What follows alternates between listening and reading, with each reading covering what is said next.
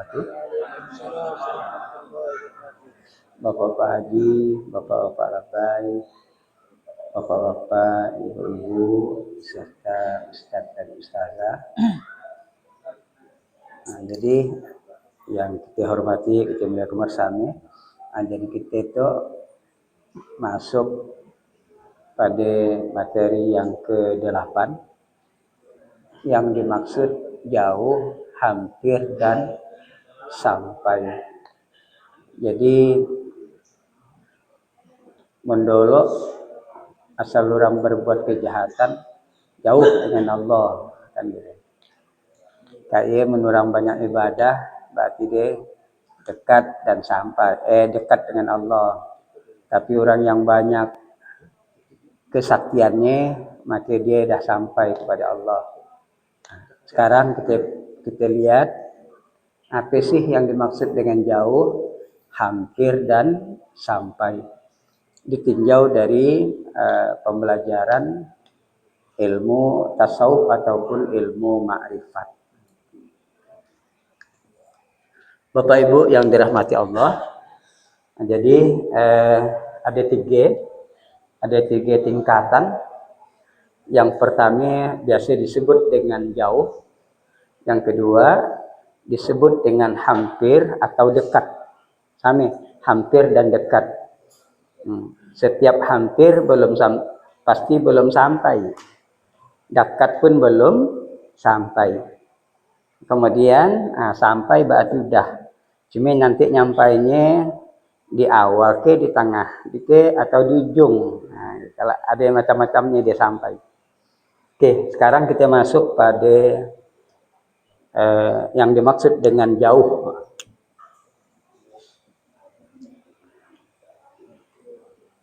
Kalau dengan Allah tidak ada istilah jauh sebenarnya. Kalau kita dengan Allah tuh, karena Allah meliputi kita dan seluruh alam semesta dan segala isinya. Allah meliputi, ibarat macam ikan dengan air.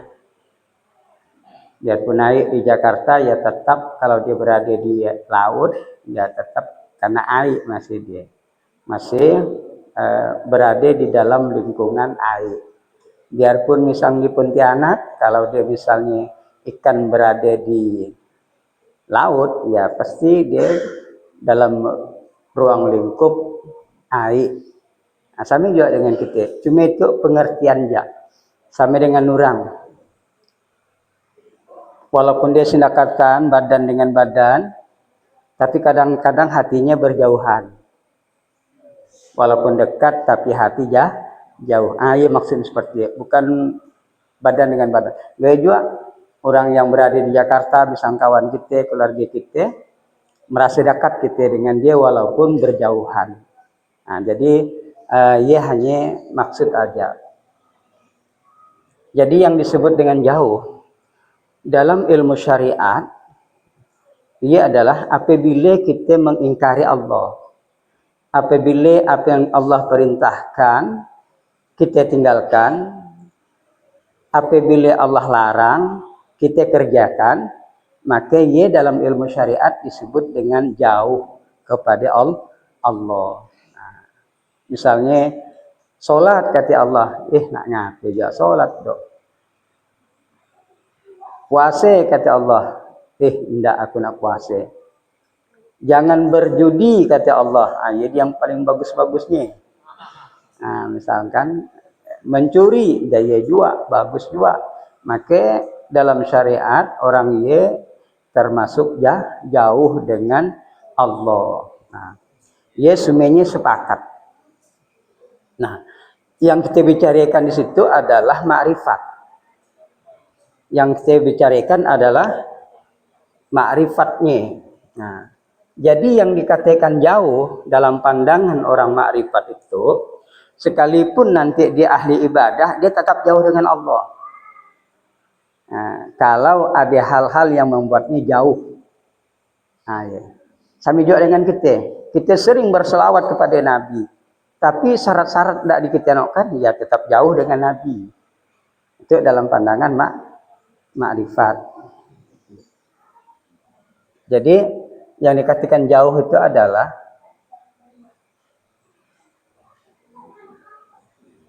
hati kita atau ruh kita atau sir kita hadapkan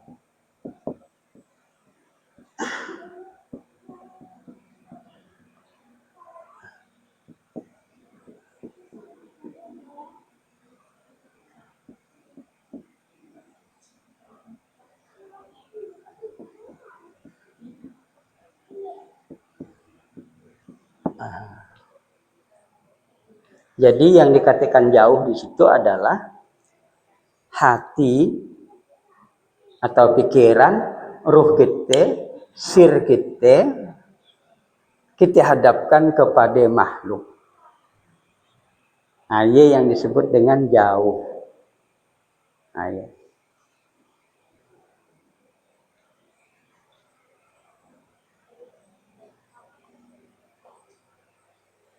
Nah, orang yang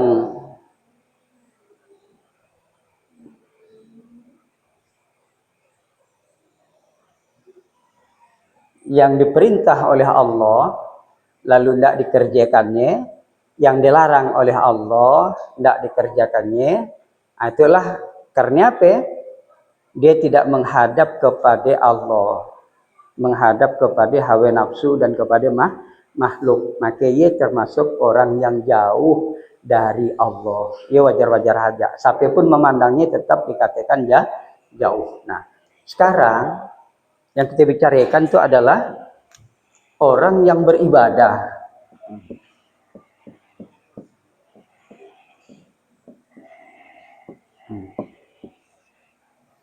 Jadi apabila orang beribadah, hati dan pikirannya, ruh dan sirnya dihadapkan hanya kepada makhluk atau selain dari Allah, maka orang itu dalam beribadah, dalam pandangan Allah dia jauh. Kenapa?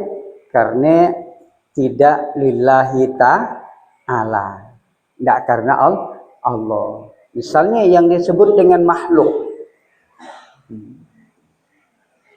Apa sih yang disebut dengan makhluk? Makhluk itu adalah sesuatu yang diciptakan oleh Allah. Sesuatu yang diciptakan oleh Allah, maka disebut makhluk. Sedangkan yang Allah ada sebagai pencipta. Misalnya surga yang diciptakan oleh Allah. Neraka, udahlah neraka alihkan dah dulu. Neraka, kemudian misalnya kesaktian, harta, jabatan. Nah, jadi kemudian kesehatan. Nah, itu ada semuanya adalah makhluk Allah. Apabila kita beribadah kepada Allah, lalu pemikiran kita itu hanya tertuju kepada surganya Allah, tertuju kepada kesaktian, supaya kita nanti jadi sakti, agar orang menjadi takut dan segan kepada kita, dan kita menjadi terkenal dengan kesaktian kita, kemudian dengan harta, maka kita dipandang oleh orang lain, mantap, apapun yang kita katakan diterima oleh orang lain, kemudian kita sehat dan sebagainya. Itu yang menjadi perhatian kita dalam beribadah, itu yang jadi permintaan kita di dalam ibadah. Maka sebenarnya kita beribadah tidak karena Allah, kita beribadah hanya karena makhluknya Allah, jadi bukan kepada Allahnya sendiri. Nah, itu yang menjadi bahaya. Dalam pandangan orang awam atau orang biasa sih memang dekat deh. Karena apa? Rajin sholat, rajin tahajud, rajin sholat duha, dan sebagainya. Nah, di situ. Misal, kita berpuasa. Lalu yang terpikir dalam benak kita, ya, dalam hati kita, ruh kita, atau sir kita itu nak jadi sehat. Dengan berpuasa itu kita jadi sehat. Memang betul apa kata Rasulullah. Memang betul apa kata Rasulullah. Sumu tasihhu. Jadi berpuasalah kamu nanti kata Rasulullah akan sehat. Tapi ia menjadi bahan pikiran kita. Aku puasa itu kalau aku sehat, aku puasa itu sehat. Jadi Allahnya ia seakan-akan gelap, hilang, maka termasuk jauh kita kepada Allah. Karena apa? Karena bukan karena Allah, tapi karena kesehatan. Agak juga kalau kita ngamalkan surat Waqiah 40 hari, 40 malam, 40 kali dalam semalam, tapi fokus kita itu adalah untuk menjadi orang yang diberikan oleh Allah kekayaan dan sebagainya, maka ia termasuk jauh kita dengan Allah. Ialah yang disebut dengan ilmu hikmah. Tidak bisa kita nak dekat dengan Allah, tidak bisa. Tidak bisa. Karena jalannya kita potong mudah. Kita sekat. Sebagai penghalang kita dengan Allah adalah harta ya tadi. Nak minta angyo. Kemudian gaya juga itu kalau dengan membaca la ilaha illallah, la ilaha illallah, lalu tujuan untuk jadi sakti. Dicobekan do la ilaha illallah, tarik nafas. Bertepelantingan semeng. Nah, bisa ke soang ya dengan la ilaha illallah ke soang bisa. Nah, la ilaha illallah ke soang bisa dan sebagainya, maka ia termasuk dalam pandangan makrifat, dia termasuk orang yang jauh kepada Allah. Walaupun dalam syariat orang dia mengatakan masih tetap dekat dengan Allah. Wajar-wajar aja dia meminta hal yang semacam dia. Memang wajar. Awalnya kita beragama, ia wajar-wajar aja. Coba kita lihat, apapun di dalam bentuk pembelajaran agama, ia tetap motivasi semuanya. Ia adalah motivasi. Barang siapa yang datang bersolat berjamaah, dia berjamaah, maka dia mendapatkan 27 nilai. Bayangkan Pak, motivasi seming Pak. Barang siapa yang solat jenazah, maka dapat sikit gunung Uhud pahalanya. Ngantarkan jenazah dapat segi agi. Barang siapa yang bersedekah ikhlas karena Allah, 1 rupiah umpami atau 1000, maka akan berkembang, dibalas oleh Allah menjadi 700, malah bisa menjadi 1000 atau lebih daripada ia. Yang satu tadi ya, yang satu dibalas dengan 700 atau 1000. Semuanya seperti ia. Barang siapa berbuat kebaikan, maka tempatnya adalah surga. Barang siapa berbuat kebaikan, maka nanti dihindarkan neraka. Ia semuanya seperti ia. Boleh aja kita hal yang semacam ia, tapi jangan melupakan Allah. Jangan melupakan Allah. Oleh sebab itu, dalam ilmu ma'rifat, kemurnian dalam beribadah. Bukan berarti orang ye tidak mau dengan surga, tidak mau dengan kesaktian, tidak mau dengan harta berlimpah, tidak mau dengan kesehatan yang sepanjang hidupnya, dia mau. Cuma dia itu hanya sekedar tahu dan yakin kepada Allah, tidak perlu lagi dipinta dan disebut, karena ia sudah menjadi janji dari Allah Subhanahu wa taala. Yang namanya janji pasti dipenuhi. Jadi ndaan pakai sistem apa? Kayak kerepekan. Misalnya lah, si A dengan si B sama-sama kerja dengan bos yang sangat adil, bos yang sangat luar biasa, dan pernah melalaikan dia merik gaji. Si A tu be rasa nak mulutan. Yang itu ndaan mulutan. Gajinya kala sama itu, gajinya sama. Kala sebulan itu 3.500.000. Kalau itu sama 3.500.000. Betul tak iya? Mensalah kan dah juga ya. 3.500.000. Nah, yang itu be datang seminggu ke 2 minggu, 2 minggu ke 3 minggu, kak ye tinggal lagi 2 hari lagi ya, selalu mengingatkan bos, aku kerja dah seminggu ya, ingatkan ya, berapa ya dah ya. Kak ye dah datang 2 minggu lagi, bos, aku dah 2 minggu kerja ya, kalau mun sebulan kan 3,5 juta. Tinggal lagi 2 hari lagi, bos. 2 hari lagi ya, aku dapat 3,5 juta kalau ya, upah aku kerja. Ndak betul-betul bos bisa marah. Ya sebenarnya orang ya betul mengingatkan apa yang dah dijanjikan bos. Tapi seakan-akan karena selalu diungkit-dipinta belum waktunya, akhirnya bos ndak betul-betul marah. Lalu katanya, kau tuh bagai ndak percaya dengan aku. Bagaikan dah sampai sebulan kalau aku harus lari keluar. Yang semacam itulah Pak. Yang mulutan itulah yang dapat usaha nak dimuluti udah.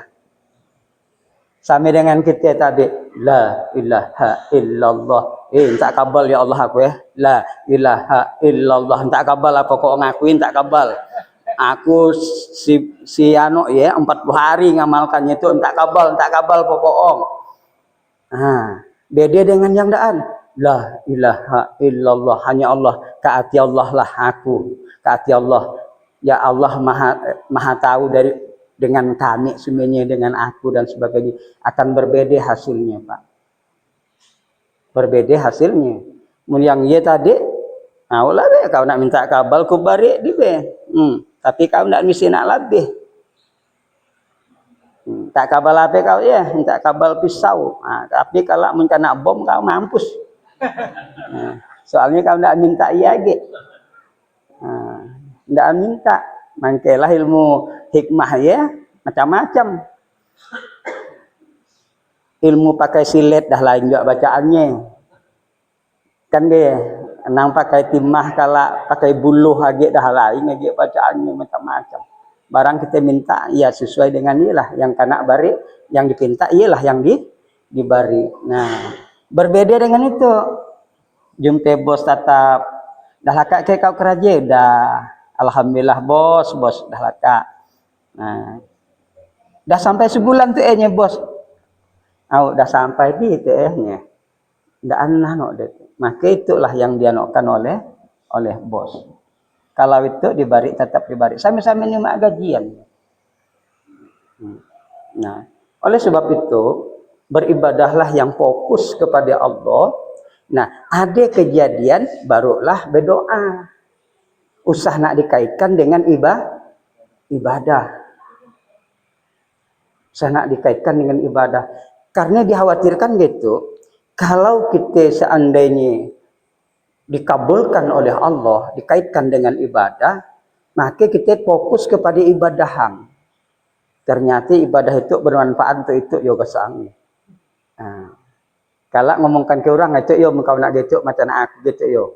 Berhasilnya gitu, aku ngamalkan itu dan ini dan sebagainya. Sebenarnya sah-sah aja sebenarnya. Sah-sah aja. Tingkat awal. Tapi kalau orang yang dah menanjak ke tingkat yang lebih tinggi, maka ia akan dihilangkan. Akan dihilangkan fokus pada Allah, kemudian apa kejadian baru dia meminta. Biasanya lebih banyak kena bari daripada yang anu. Nah, jadi di situ.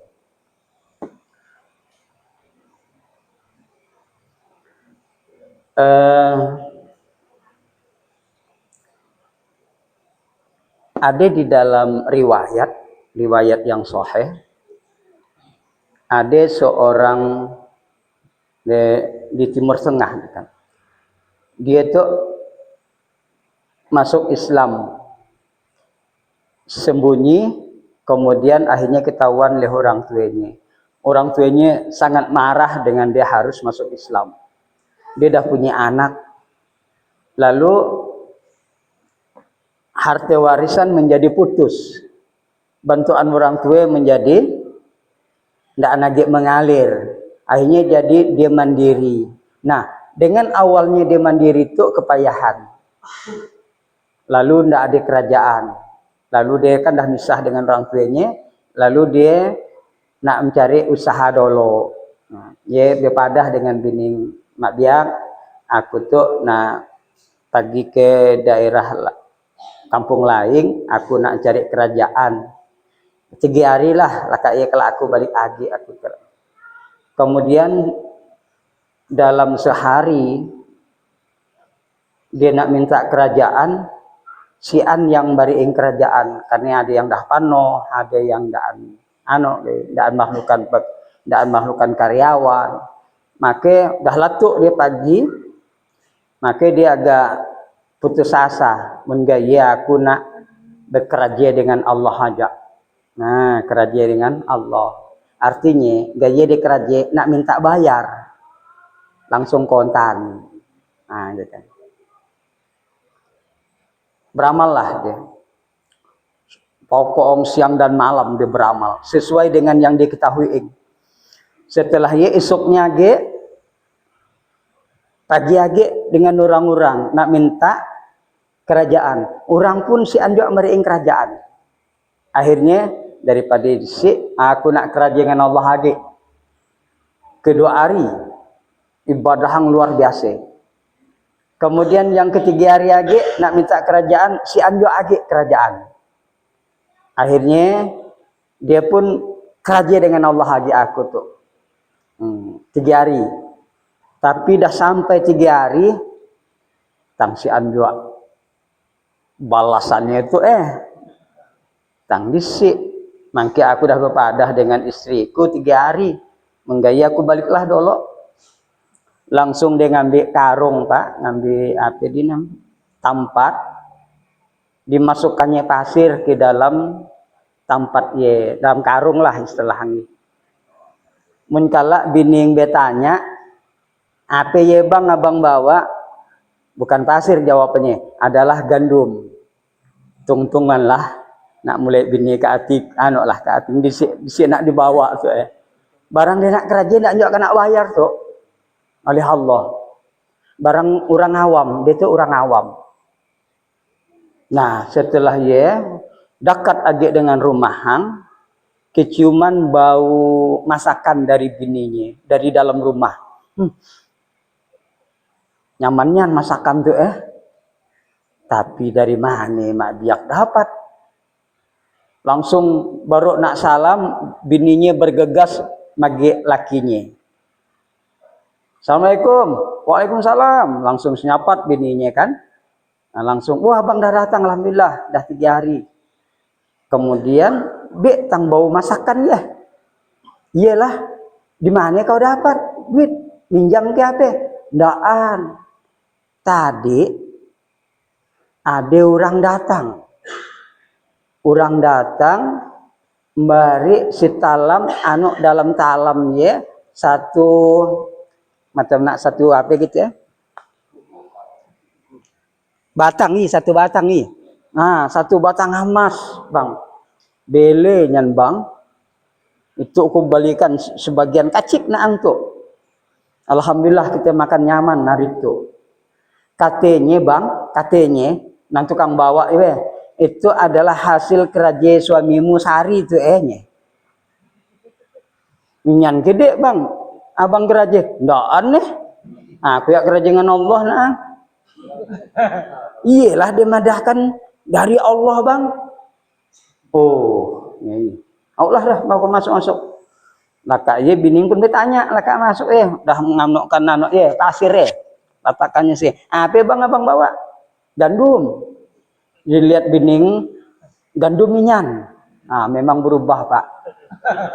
Memang berubahnya. Nah, kalau nak nurut ya, jadi si duit ya, bawa dalam kantong plastik. Itu kan ya dalam keadaan terdesak deh kan. Karena dah janji tadi kerajaan Allah. Lalu makanlah. Sangat bersyukur deh. Alhamdulillah dibantu oleh Allah dan sebagainya. Kemudian apa yang terjadi malamnya Pak?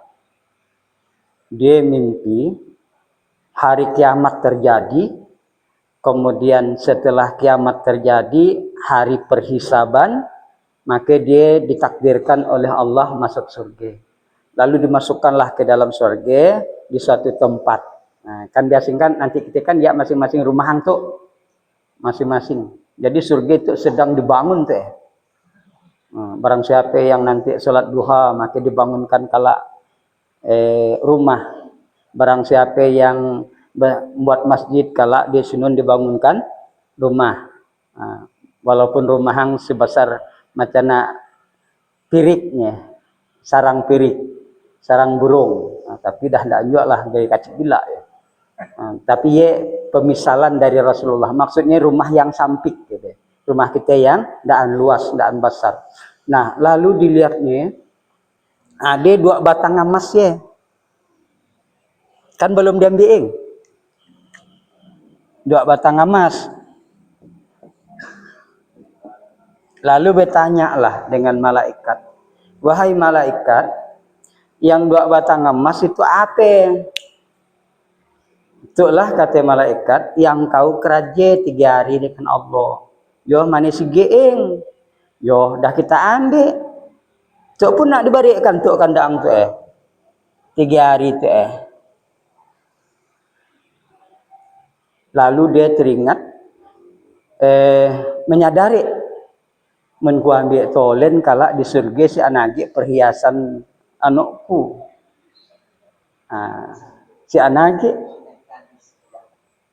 ada alekan dah yang dah berlalu yang dah dipiak Kemudian setelah dia sadar isuknya, maka dia tidak lagi mau nak kerja dengan atas nama Allah.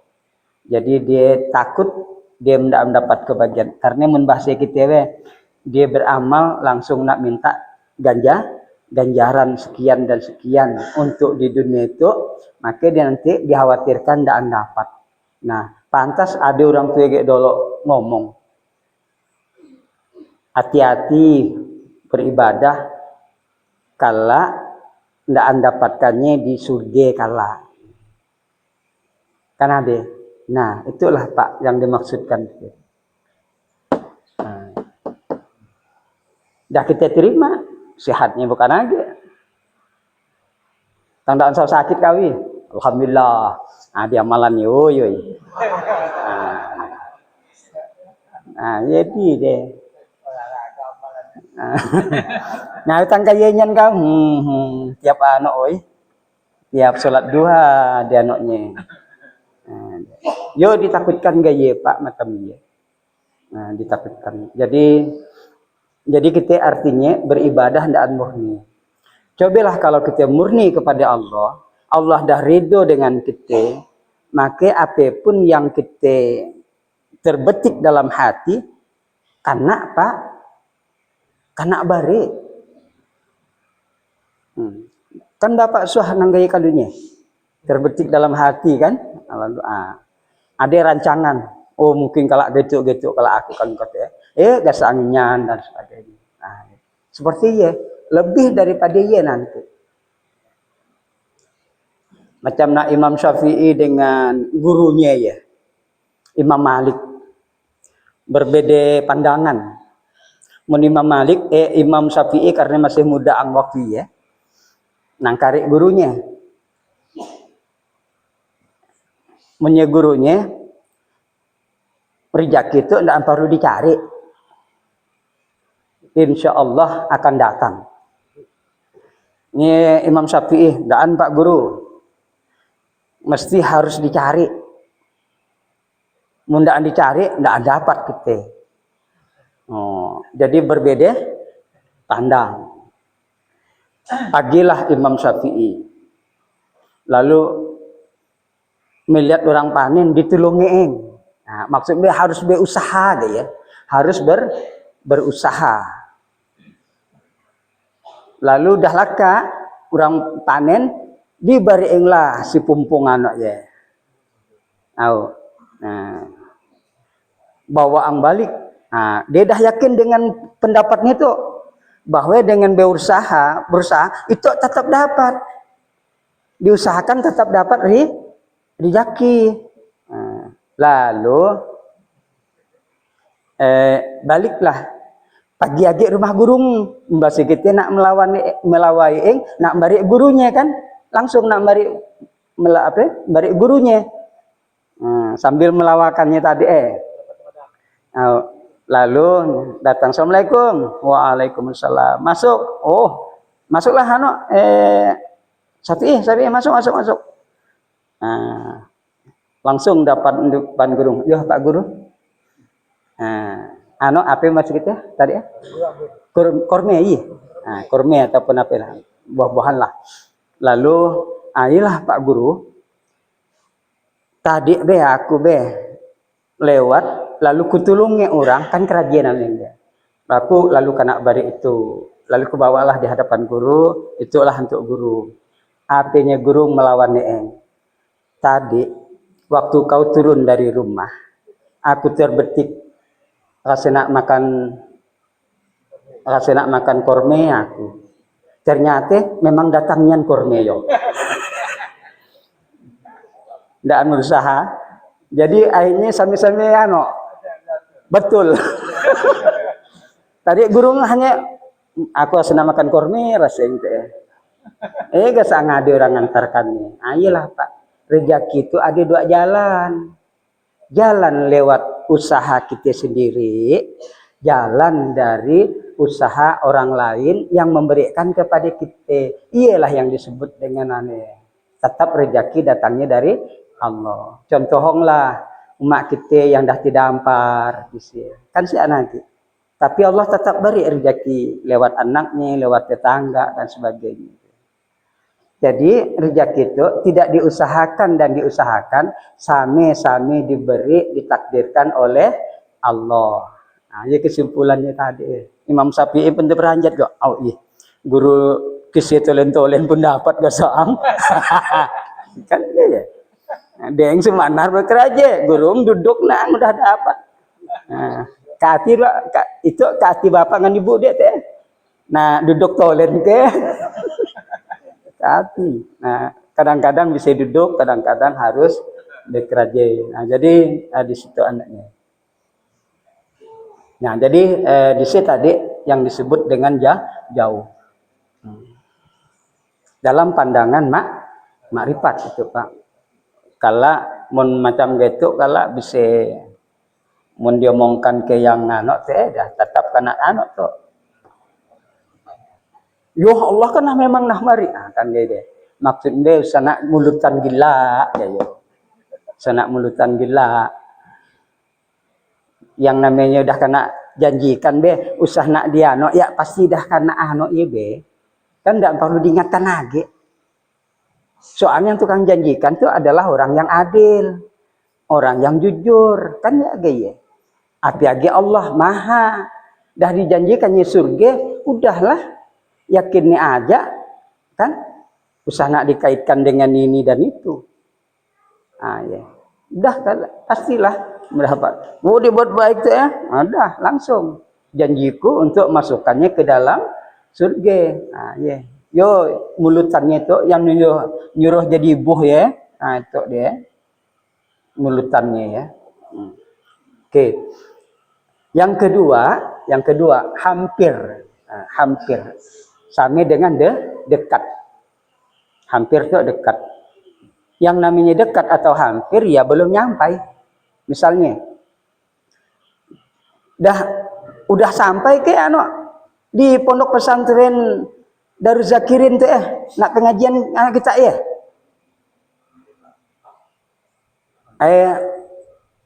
Belum, cuma dekat nak ngaji.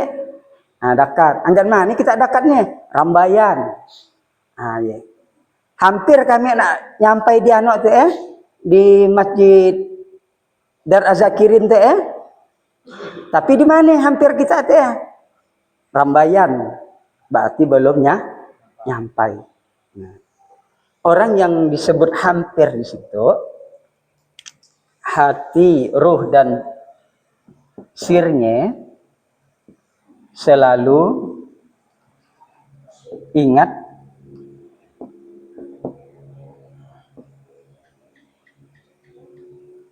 dan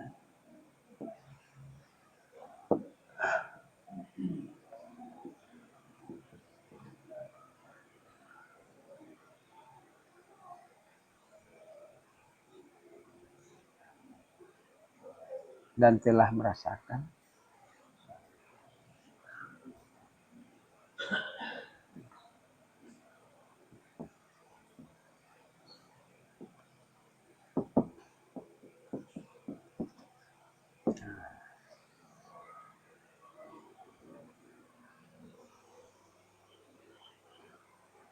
jadi yang disebut dengan hampir itu adalah hatinya, ruhnya atau sirnya selalu ingat serta dia merasakan kehadiran Allah Subhanahu wa taala.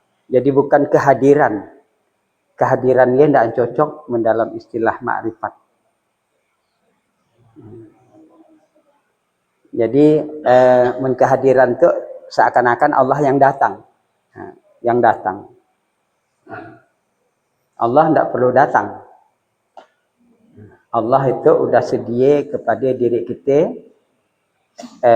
dan alam semesta. Seperti ketika kita tadi, seperti air dengan ikan. Nah, jadi sudah merasakan Allah Subhanahu wa taala. Nah, dia itu baru dekat, merasakan kedekatan dirinya dengan Allah Subhanahu wa taala.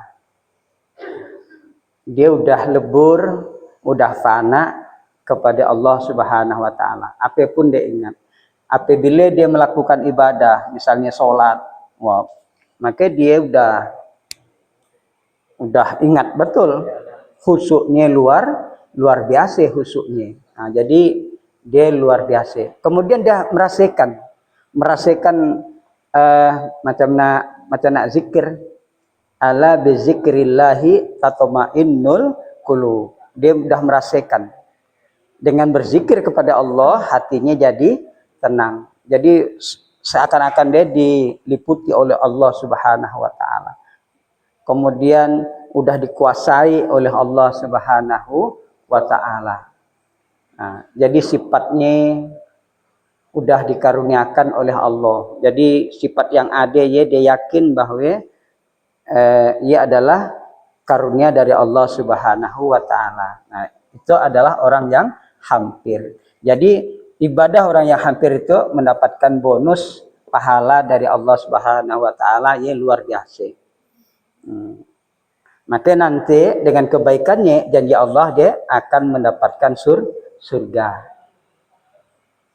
Jadi orang yang hampir itu dia dah hilang dalam kamusnya itu dia dah hilang hati, ruh dan sirnya dihadapkannya kepada makhluk dah tidak ada lagi.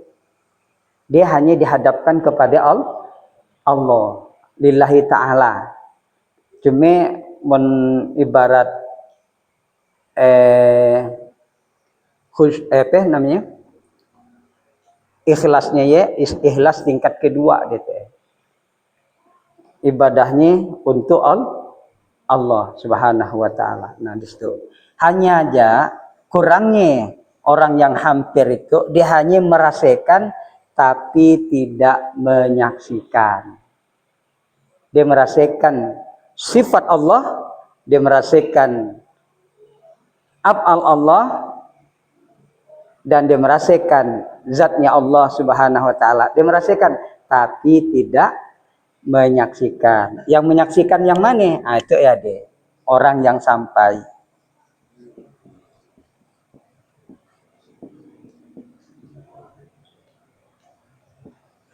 Nah, apapun yang ia lakukan dalam beribadah, dia selalu menyaksikan Allah. Bukan sekedar ingat, bukan sekedar rasa yang dah dikuasai, tapi dia sudah menyaksikan. Itulah ibadahnya Ali bin Abi Thalib. Aku menyembah Allah, aku beribadah. Mundaan melihatnya aku ndaan beribadah. Yang semacam itu. Nah, di situ. Nah, menyaksikan, itulah yang disebut dengan sampai.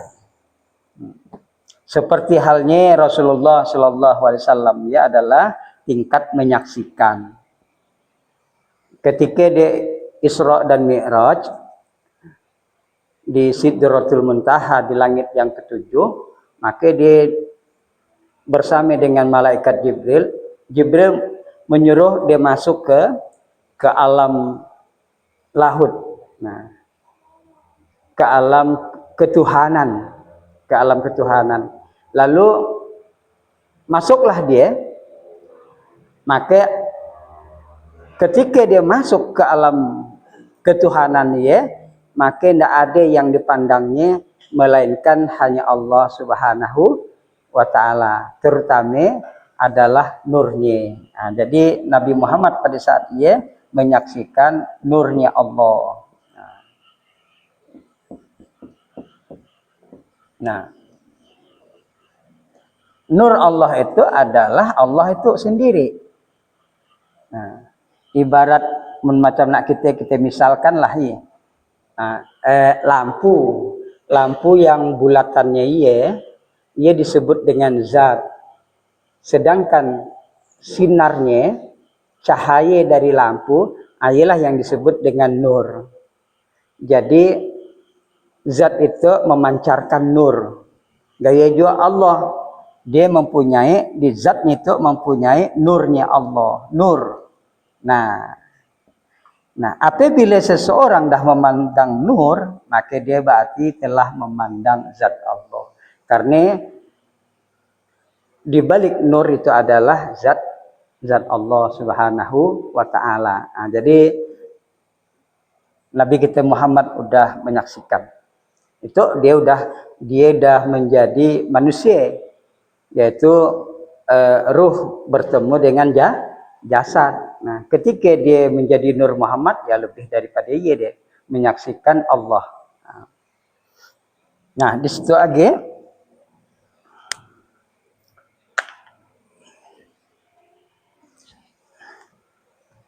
tentang sampai.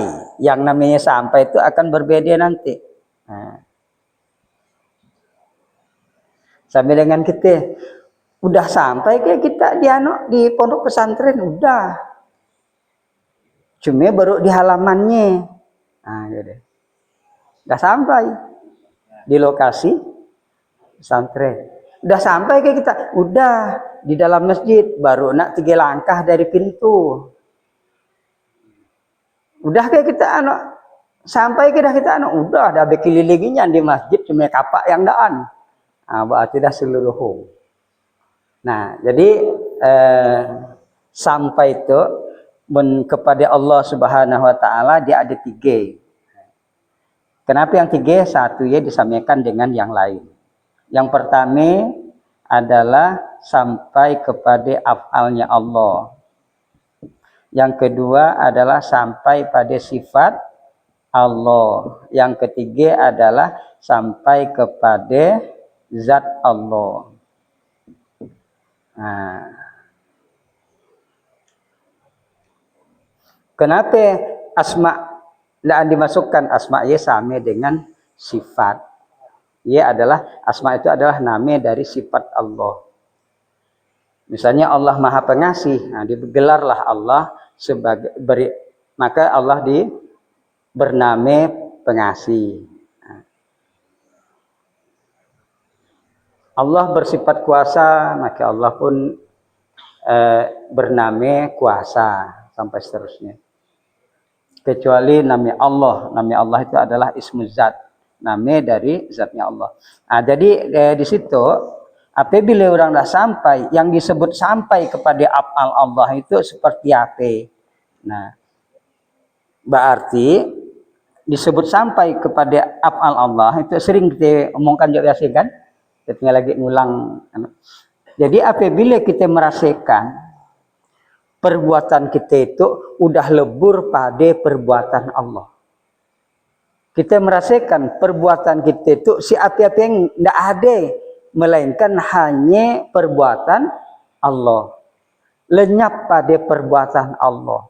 Jadi apapun yang kita perbuat itu sebenarnya sudah diatur oleh Allah. Sudah diciptakan oleh Allah.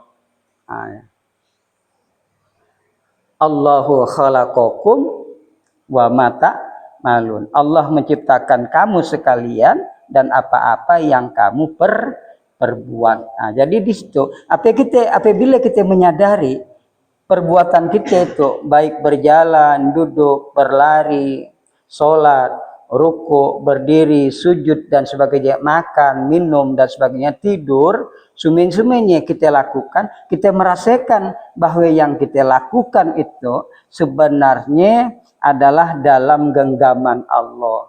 Sebenarnya kita adalah dalam af'alnya Allah. Jadi kita udah kosong ibaratnya. Kosong. Nah, jadi dengan yang demikian, maka kita hanya menyadari yang menggerakkan kita itu adalah Allah. Waktu kita berjalan, yang menjalankan kita adalah Allah. Waktu kita duduk, yang mendudukkan kita adalah Allah. Tapi jangan seperti Jabariyah. Mun kita duduk, berarti Allah yang duduk. Mun kita berjalan, berarti Allah yang berjalan. Nah, jadi yang ayap berarti Allah jadi dirinya. Iyalah yang kata Pak Imam ni nang bahaya ya.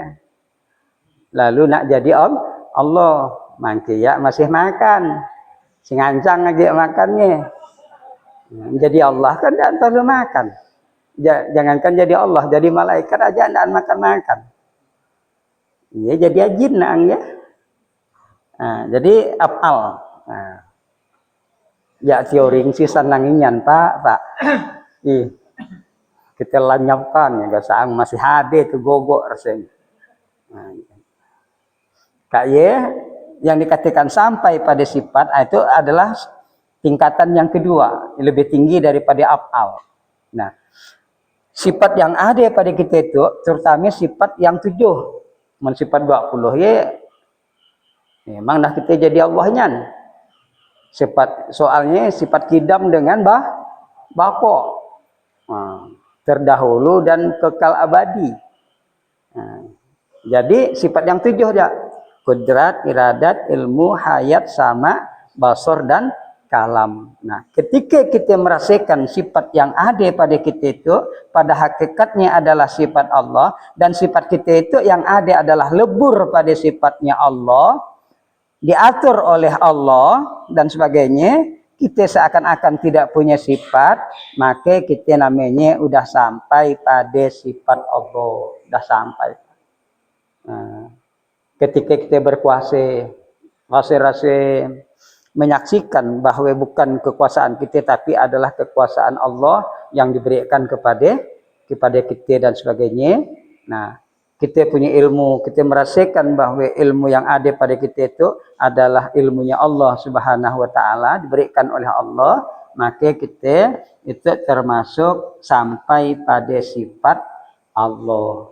Nah, yaitu diteorikan, sehingga nanti bisa dipraktekkan. Nah, jadi untuk menyaksikan Allah, tidak pakai zikir pun bisa. Kan ada orang pakai zikir baru bisa ya, ndak perlu. Mun pakai zikir lebih mantap. Pakai zikir itu adalah untuk sebagai pendorong. Sehingga kita naik terangkat.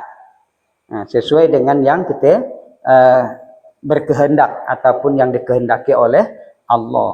Nah, jadi dalam keadaan seperti itu pun bisa kita fana kepada Allah. Bisa. Apabila kita misalnya sekarang merasakan bahwa duduknya kita itu memang didudukkan oleh Allah, mudah diatur oleh Allah, maka kita sudah termasuk sampai pada Allah. Malah kita sudah diatur oleh Allah sebelum kita diciptakan. jauh harinya sebelum diciptakan. Udah diatur oleh Allah. Ya memang dah kena atur kita Pak. Nggak ngade-ngade kita tuh ya. Mun kita ngatur waktu di alam dunia, sian yang daan sukses. Kan agak kita nak ngatur diri kita. Aku nak jadi pegawai itu ya, nak jadi polisi itu ya. Badan dah tagap, tapi sekali tes ndak tahu lulus. Duit dah siap, tapi ndak tekanang orang nak ngambil duitnya. Basaang dah sampai umur dah cukup, ndak bisa. Basaang dia menjadi pedagang yang sukses. Nah, kan atur kita Pak. Mau kita kan tadi nak jadi pegawai, tapi ndak bisa. Mun seandainya kita yang ngatur, tetap bisa lah. Kan jadi deh. Dia juga nak menjadi pedagang sukses. Nak kita atur menjadi pedagang sukses. Gasaang ya bangkrut. Gasaang jadi nelayan yang sukses. Nah, kan dia dah kan atur kita tuh. Cobalah kita pikir, tidak nyangka aku tang lalu jadi gitu. Nah, kan dia ya. Tidak nyangka Pak. Udah diatur semua. Ibarat kita itu kayak main film. Ada dah sutradaranya. Ada. Nah, ya. Aku tidak percaya dengan dia. Aku nak ngatur diri seorang. Aturlah. Mensanggup.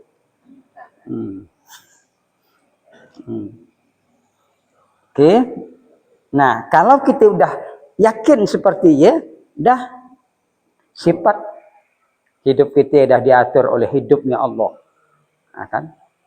Sifat kuasa kita dah diatur oleh sifatnya Allah sampai seterusnya. Nah, ya.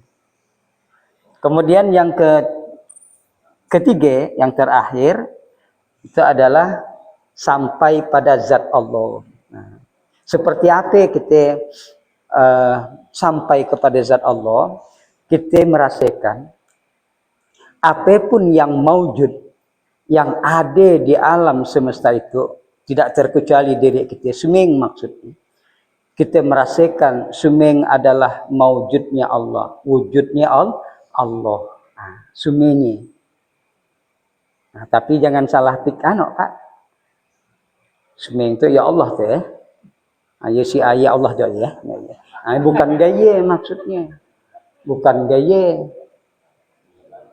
Sama dengan Allah deh. Allah langsung Allah dudukkan kita. Macam nak kita dudukkan dia kacik dia. Bukan gaya. Dia menggaya kapa Allah. Berapa miliar manusia. Berapa miliar bangsa jin. Berapa miliar bangsa malaikat. Nak digayakannya semuanya. Kan seperti ya maksudnya. Nah, jadi di situ apapun wujud kita yang ada itu adalah wujud Allah Subhanahu wa taala. Artinya kita berasal dari wujudnya Allah. Diatur oleh wujudnya Allah Subhanahu wa taala. Dikuasai oleh wujudnya Allah Subhanahu wa taala. Nah, itu macam kita tubuh kan berkenaan dengan zat itu kan berkenaan dengan tubuh. Nah, itu kan berasal tubuh kita kan berasal dari Nur Muhammad. Nur Muhammad berasal dari Nur Zat Allah. Dah semakai. Nah, jadi kita berasal dari dia semuanya. Dan kembali pun nanti kepada dia, yaitu dalam surganya Allah.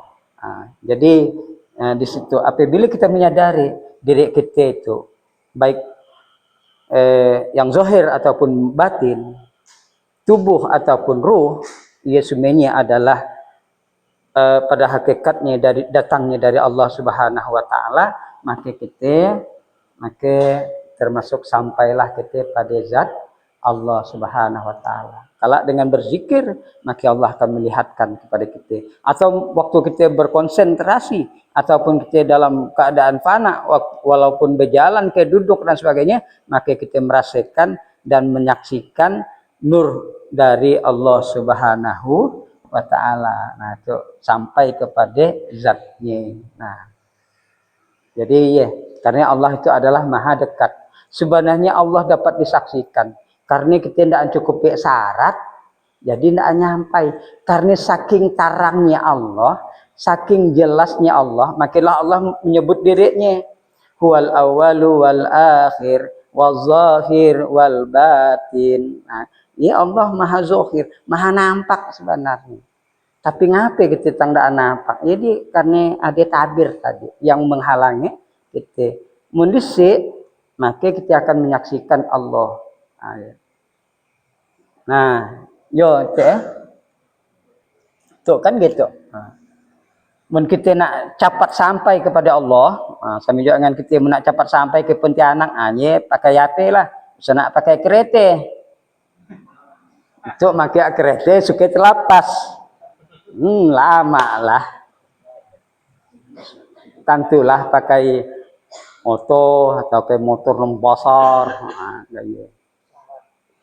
Alatnya kan ya. Itu kayak kereta. Boleh menade langsung dekat dengan Allah. Ya Allah, aku ke kereta malah kena dulu lihat kasih syarat aku nak lebih dulu dalam waktu 2 detik ke 2 menit ke. Allah ya Allah kan. Langsung ini langsung datang. Nggak percaya coba lah, Pak. Yang penting yakin lah.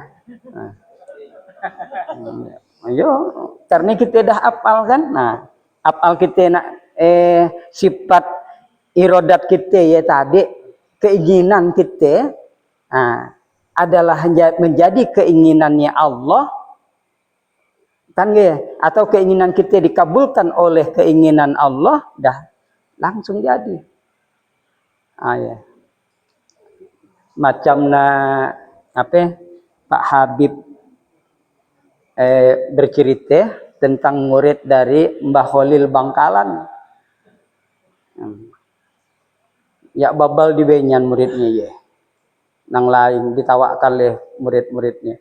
Diajari niat, diajari apa sih lalu masuk. Ujung-ujung bacaan yang lain. Bacaan yang lain lah pokoknya. Kemudian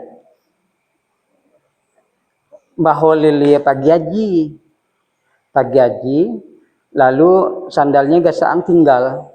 Sengaja kendaan ke dia meninggalkan sandalnya. Lalu ditahukanlah oleh muridnya yang betul-betul mencintai ya. Karena kerajaannya ya bukan belajar tapi keraja. Karena belajar nak percuma wapeng. Jadi suruh keraja ajaklah kau nganokkan ayam. Sekali dah bahwa pagi haji kan pakai kapal laut ai. Iya be sandalnya dapat sandal mbah tu dicium-ciumnya di dapur. Ditawakan oleh murid-murid yang lain. Murid-murid yang lain. Kemudian setelah ia berkeinginan nak nyampaikan, nak memberikan sandalnya kepada Mbah Khalil. Bayangkan keinginannya besar. Itulah. Dia bukan karena termasuk punya karomah, tidak. Disebabkan karena dia taat kepada gurunya. Sebenarnya ya dari guru deh sebenarnya. Dari karomahnya Mbah Khalil. Langsung berkeinginan. Itu kan sifat irodat. Keinginan. Berkeinginan nak ngantarkan sandalnya. Mana mungkin lah. Kan? Langsung dalam keadaan sholat ya Pak. Nak sholat. Bacakan yang diajarkan oleh Mbah Khalil. Apa dibacaannya ya anak Pak Ustadz apa nih? Ya. Tinggal lagi satu kan. Allahu Akbar. Sekejap mata langsung gasaang di belakang Mbah Khalil. Yang dah di Makkah ya. Kan langsung atau pakai di kapal atau di Makkah kai. Pokoknya lah nyampai lah. Soalnya kapal kan 3 bulan ya. Jadi mungkin dah datang kalau menurut Nah, setelah iya kan Mbah Khalil pun terkejut. Kau tengah di situ. Aku Mbah ya nak ngantarkan sandal. Sandal pun ada. Oke lah. Lakaknya pun dah nak balik. Menggaya kita lah. Di situ agak ngerajakan ke. Dan aku nak balik ayamnya masih sinun. Ribengan ayam. Dia kan suruh jaga ayam. Jadi kau gimana nak balik? Ya macam tadi lah. Macam tadi itu sholat aja langsung. bacakannya ya Allahu Akbar langsung nyampai ya Pak. Nah, ya. Karena apa? Ketaatan, kerinduan dengan gurunya. Nah, ya. Keyakinan dengan guru. Sehingga Allah mengantarkan. Itulah yang disebut dengan perantara. Perantara lewat guru. Nah, ya. Jadi yang semacamnya. Yang murid yang lain yang nawakan dia, tidak ada yang seperti dia. Tidak ada. Cuma murid mendapat ilmu aja, tapi tidak mendapatkan hikmah. Nah, hikmah daripada apa yang dia lakukan sesuai dengan kehendak hati. Nah, jadi yang semacam inilah itu disebut dengan keistimewaan yang diberikan oleh Allah, walaupun tidak sealim orang. Jadi apabila dah meyakini sesuatu, maka dia nanti akan diberikan keistimewaan oleh Allah.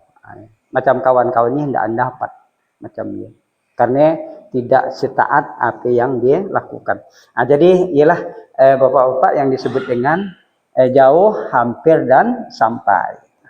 Mudah-mudahan nanti ya, kita bisa kepada tingkat sampai. Tapi mudah tingkat sampai usah nak medahkan. Banyak orang nang gaya ndak sampai kau. Tahap yang ndak sampai. Belum kita belum. Belum jauh masih tahap ke jauh juga ya. Nau. Jauh kita belum sampai. Dah alekan dah nang gaya. Mendaan gaya ndaan riuh dunia. Ya pasti ada. Iyalah namanya permainan dunia, hiburan dari dunia. Maka saya nak diambil hati. Dah jadi iya aja yang dapat kita sampaikan. Assalamualaikum warahmatullahi wabarakatuh.